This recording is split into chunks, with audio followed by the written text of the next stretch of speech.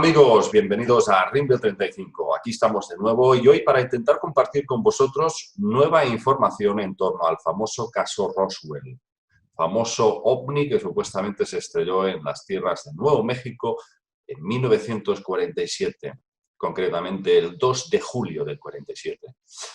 Este caso, que casi podríamos decir que es el cimiento base del fenómeno ovni moderno, y que fue, por supuesto, silenciado por las altas autoridades en colaboración con el ejército de los Estados Unidos, ahora han surgido nuevas informaciones realizadas básicamente por investigadores de la talla de Don Smith o Kevin Randall.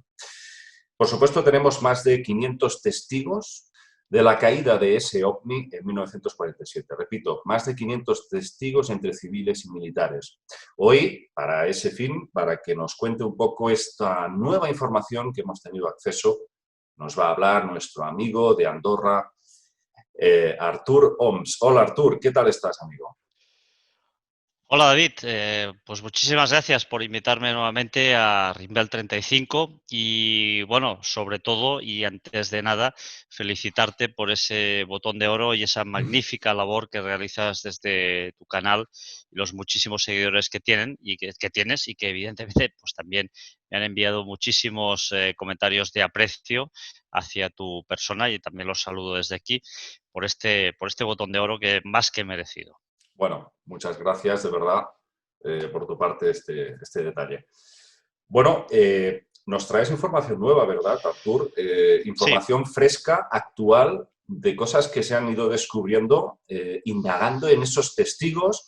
Recordemos o refresquemos un poco la memoria a nuestros seguidores. Ahí estaba pues, el director de la funeraria de Roswell, que se llamaba Sí, Glenn el Dennis. director Glenn de Dennis. Glenn Dennis, exacto. Glenn Dennis, y podemos hablar, por supuesto, para mí uno de los que siempre consideré que constituía una pieza clave era el teniente Jesse Marcel. También hablaremos de él y de su hijo, que actualmente es un señor ya mayor, médico, que guardó muchos secretos de su padre. Pero, ¿por dónde empezamos, Artur? Vamos a empezar por lo siguiente. Mira, vamos a nombrar básicamente los investigadores que se han dedicado a recabar estos datos entre el año 2011 y 2013. Son Tom Carey, Don Schmidt, Anthony Bragalia, David Rudiak y Kevin Randall. En Claro. 1947, muchas de las personas que estaban presentes en aquella época pues, rondarían los 20, 30 años y por lo tanto estaríamos hablando de personas hoy en día con más de 90 años. O sea, estamos hablando de personas ya bastante grandes. Bien, entre 2011, 2012, algún caso en 2013, estos investigadores hablaron nuevamente con el máximo de testigos o familiares de testigos que quedaban vivos por aquella época y esto al final desemboca en un artículo que se publica el 20 de marzo de 2020, concretamente, por Anthony Bragalia, y básicamente ahí nos desvela algunos datos de esta investigación. No todos, pero algunos y bastante interesantes, muchos de ellos. Por ejemplo, ahí nos desvela que Tom Carey entrevistó a Patrick M. Papón. Este señor fue un soldado que tenía unos 20 años de edad y que además estaba sirviendo en el campo base cerca del área de Roswell.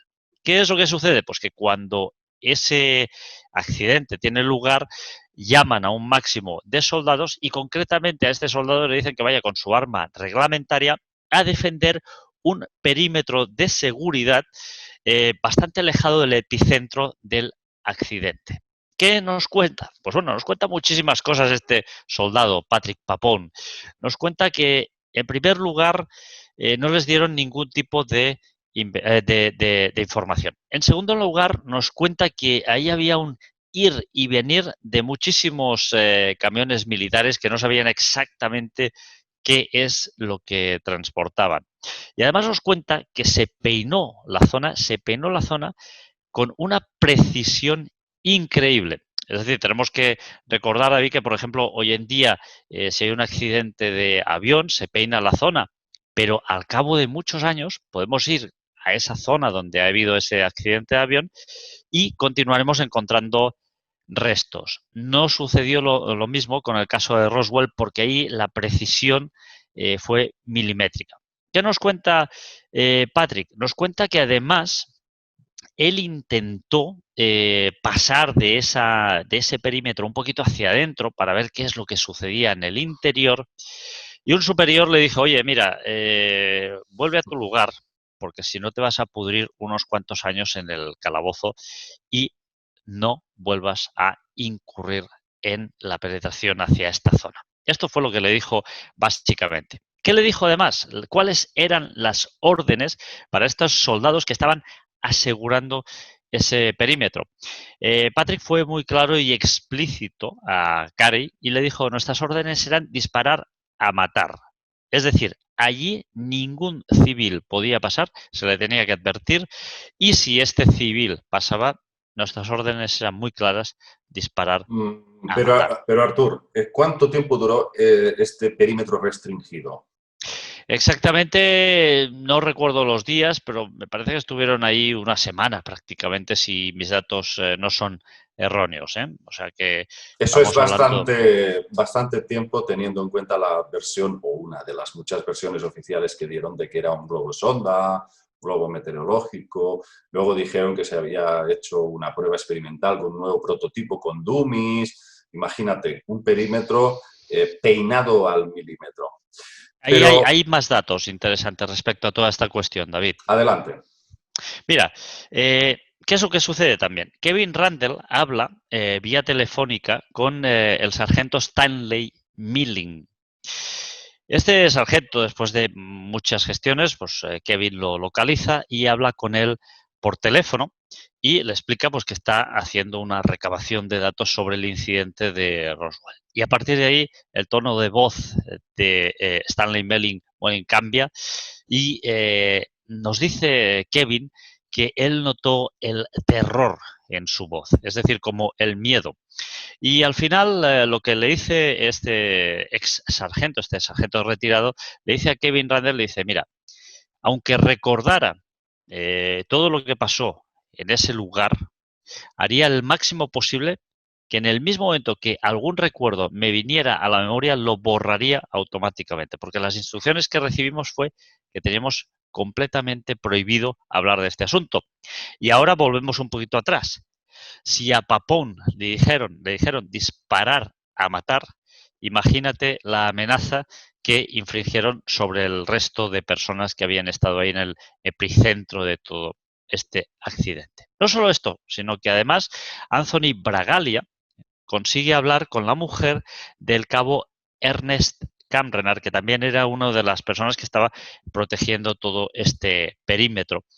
Y le dice, pero ya estaba un poquito más al interior este señor, Ernest Camrenar. Y le dice, al final, bueno, Anthony le va tirando del hilo, y al final llega a decirle a Anthony Bragalia que su esposo le reconoció que él mismo había visto un objeto volador no identificado en ese lugar. Un objeto volador, evidentemente, que no provenía de la Tierra, sino que provenía de algún lugar fuera de nuestro planeta. Pero tenemos más datos y estos datos son también bastante escalofriantes. Stanton Friedman entrevistó al coronel Al Kirkpatrick. Estamos hablando de entre 2011, 12 y quizá al principio de 2013. Ese señor, que era fotógrafo de la USAF y tenía 93 años cuando lo entrevistaron, pues él cuando ocurrió el accidente, como estaba en ese área, pues lo que hizo es desplazarse a ese área con su cámara fotográfica y automáticamente lo echaron. Y no solo lo echaron a él, sino que echaron a todos los fotógrafos e intervinientes que habían allí. ¿Y por qué los echaron? Porque habían simplemente traído personal de Washington, personal muy específico para realizar estas fotografías. Él, además, le reconoce a Stanton Friedman unos datos que son reveladores y que hasta la fecha no se conocían.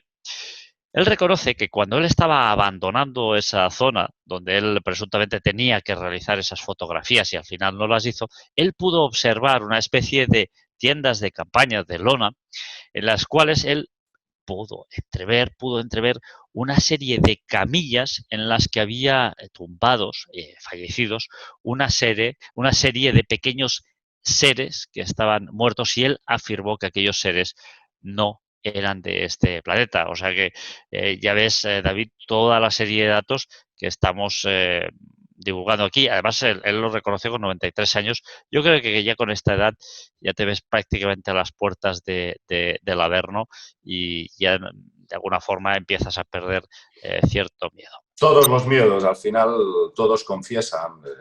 Además, estas personas han vivido torturadas durante toda su vida por tener que retener este secreto. Y esto es un fuego que uno poco a poco le va consumiendo. Así es. Mira, luego tenemos el testimonio del sargento Milton Sprouse, Milton C. Sprouse. Y aquí lo entrevistan dos investigadores, no solo uno, sino dos. Lo investigan Tom Carey y Don Schmidt. Don Schmidt. Y él afirma que un amigo suyo, que era médico y que estuvo ahí en el epicentro de todo este accidente, hizo esas famosas autopsias a esos famosos seres que provenían de algún lugar alejado del planeta Tierra. Esos seres, evidentemente, él afirmó que no eran humanos y, evidentemente, tampoco eran seres que conociéramos de algún tipo de raza extraña que viviera en la Tierra. O sea, él afirmó todo esto. Y no solo esto, sino que afirmó que este doctor pudo tener acceso a tocar esas famosas láminas, que luego hablaremos, como tú has dicho muy bien, de Jesse Marcel. Él tuvo acceso a tocar esas mismas láminas en las cuales Jesse Marcel también salen en esas fotografías y él dijo que él intentó arañar esas láminas para ver si podía dejar algún tipo de marca y no le fue posible. Además, él arrugó esas láminas y él dijo, este médico, amigo del sargento Milton C. Sprouse, dijo que esas láminas volvían a su forma original. Recordemos a Jesse Marcel en esa famosa foto con esos restos de ese supuesto globo meteorológico. La cortina de humo, sí. Exactamente. Y Jesse Marcel, en un principio, él dice que que aquello no eran restos de ningún tipo de globo, que eran restos de algo que no provenía de este mundo. Al final, por arte de Birli Birloque, le obligan a cambiar su declaración inicial y él dice al final, pues que sí, que era un globo de estos para controlar el tiempo. Bueno, Bragalia entrevista a Charles Contrufelo. Charles Contrufelo era un tipo que conoció muy bien a Jesse Marcel y estuvo hablando con él en diversas ocasiones y le confesó muchísimas cosas antes de fallecer. ¿Qué le confiesa a Jesse Marcel, a Charles Contrufelo? Pues entre otras cosas le confiesa que aquello que vio no pertenecía a ningún tipo de engendro que estuviera presente en el planeta Tierra y que fuera proveniente de la tecnología humana. Y no solo le confiesa esto, sino que además le confiesa que Jesse Marcel oyó al teniente Walter Haut y al responsable de la funeraria del pueblo, a Glenn Dennis, recordemos que además ha salido en diversos documentales, que en una conversación entre ellos dos decían y afirmaban que aquellos seres que habían rescatado no provenían de este mundo, que eran seres extraterrestres. O sea, como ves, David, estos nuevos datos que nos han aportado las investigaciones de estos investigadores, además muchos de ellos muy reputados y ampliamente conocidos en el mundo de la ufología, son interesantísimas. Desde luego es muy interesante porque el hijo de Jesse Marcel ya contó hace muchísimos años que su padre había llegado a casa con el camión cargado de materiales y láminas, como tú decías, que eran los restos del ovni estrellado, y que algunos de estos materiales habían intentado destruirlos, incluso quemándolos, pero no había nada que hacer. Y digo yo que para que no, esta invulnerabilidad de este tipo de materiales se haga tan patente, tan notoria, solo se puede explicar a través de la nanotecnología, que es la autocapacidad de reparación. Pero Fíjate, David, hay que más datos. hay algo que me impacta mucho y es lo siguiente. Recordamos el reciente anuncio de esa misteriosa compañía, To The Stars Academy, que dijo, ni más ni menos hace muy poquito, que iba a generar nuevos materiales basados en exomateriales ya existentes que le habían sido entregados. O sea que podríamos decir prácticamente que es muy seguro que quizá algunos de esos exomateriales con los cuales ellos van a trabajar, con esa base de esos exomateriales, puedan ser algunos de ellos provenientes del accidente de Roswell. Efectivamente, efectivamente. Bueno, parece que ha habido más de un centenar de ovnis estrellados en territorio estadounidense, pero sí que es cierto que hay rumores que dicen que muchos de esos materiales ya habían venido a parar del caso Roswell. Es tremendo, es tremendo. ¿Hay algo más que, digamos, hayamos podido saber? Porque una cosa, antes has citado este tipo de investigadores como Don Smith o Kevin Randall. Hicieron este estudio con estos, vamos a decir, los últimos testigos vivos que quedaban de Roswell entre los años, has dicho, 2011 y 2013, ¿verdad? Sí, sí, sí. Entonces, Entre ¿qué quieres 2011 decir? Que ahora mismo, sí. actualmente, ya están todos muertos, Artur. Que yo sepa y hasta donde yo tengo información, sí. No hay ninguna de estas personas que esté viva y por lo tanto yo creo que fue por deseo explícito de los propios testimonios que esperaran a su traspaso para divulgar todas estas informaciones porque, bueno, tal y como hemos dicho antes, cuando llegan a contactar con Stanley Mueling, Kevin Randall dice que detectan como una especie de terror en su voz cuando él recuerda todos aquellos eventos de 1947. Es decir, como si, no, por favor, otra vez recordar esto, Sí, no, sí. porque me va la vida y a lo mejor la vida de alguno más. Recordemos que muchos Mm. investigadores han sido amenazados. Recordemos a Bob Lazar, que bueno, él reveló el Área 51, si no, no la conoceríamos, él fue el que la reveló y todo el mundo negaba la existencia de ese área. Reveló la existencia del Unum Pentium, un combustible que todos decían que era algo ciencia ficción y El que al final. elemento 115. Exactamente. Y al final unos investigadores rusos reconocieron que ese combustible existía, era real y de hecho han estado trabajando con el mismo. O sea Claro. que todo este conglomerado de datos y de claroscuros, más oscuros que claros, que rodean todo el asunto de Roswell, aún continúan presentes, vigentes hoy en día en 2020 y claro, aún no tenemos Mm. todos los datos para saber exactamente qué es Ujú. lo que sucedió ahí. O sea que probablemente Glenn Dennis falleció ya también, por supuesto.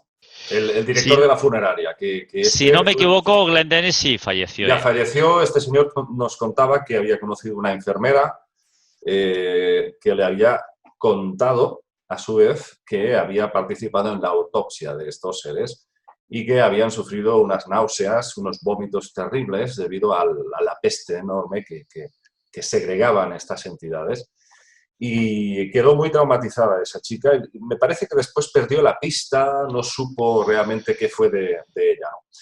Y bueno, yo me imagino que sí estará vivo pues el Jesse Marcel Jr., el hijo del teniente. Este sí que Sí, me parece que me estará vivo. parece que sí, que Lo que este sí pasa es que que está vivo. hombre, de cierta manera yo sí lo incluiría dentro de un testigo directo, porque él vio y tocó los restos de los materiales que llevaba su padre en el camión. Con lo cual sí lo considero un testigo directo. Pero ya sabes, David, que en este caso el hecho de desprestigiar la persona es el mejor ataque que Mm. tienes contra ella y le han tratado de absolutamente de todo, de De todo, loco, de todo, sí. de persona incluso con problemas psíquicos y psicológicos. O sea, han De intentado todo. desprestigiar y el mejor ataque es el personal, contra la propia persona. Claro, claro, ahí está, siempre pasa lo mismo. Sobre el tema Roswell, simplemente me gustaría ya para finalizar saber tu opinión. ¿Crees que fue el primer caso? ¿Crees que ya hubo otros casos antes? ¿Y en qué aspecto crees que cambió la historia de la humanidad el tema Roswell?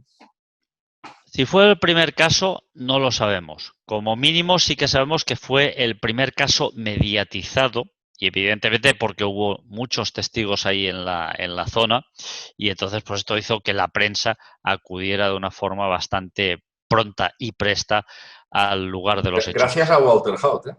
Sí, por ejemplo, sí, Walter Haut. Entonces, aquí tenemos un detalle clave. Yo no creo que haya sido el primero, lo dudaría bastante, o sea que mi convencimiento personal es que no es el primero, pero sí que es uno de los que más información hemos tenido. Recordemos otros casos en Rusia, que no son tan antiguos, hay muchos más casos, ¿no? Pero yo diría que no fue el primero. Y lo que pienso yo personalmente es que, bueno, que ahí se estrelló algo que no era evidentemente de este planeta y eso está, vamos, al menos bajo mi punto de vista, si tengo que decir del 1 al 100 cuántas probabilidades creo de que esto fuera así, pues yo te diría 95, porque cuando las autoridades y los gobiernos intentan ocultar toda esta información y el máximo, y además crean ese perímetro de seguridad, y no solo eso, sino que dicen a las personas que van a controlar ese perímetro de seguridad que disparen a matar, evidentemente es porque tú estás ocultando algo que no te interesa que llegue al gran Claro. público. No hay que olvidar también que al año siguiente del estallamiento de Roswell, y recordemos que fue el 47, ya en el 48, imaginaos, un año, si no recuerdo mal, salió el transistor.